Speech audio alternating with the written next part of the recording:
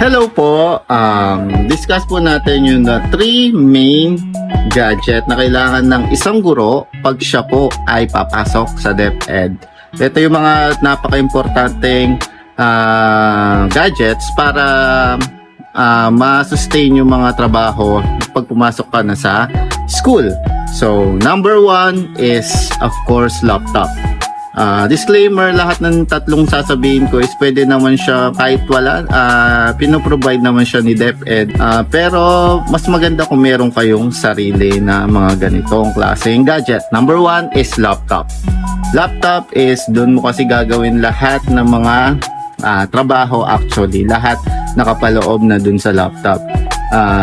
It's either gagawa ka ng Microsoft Word, Excel, mag-edit ka man ng video, or gagawa ka ng posters, or kung mag-aano ka man,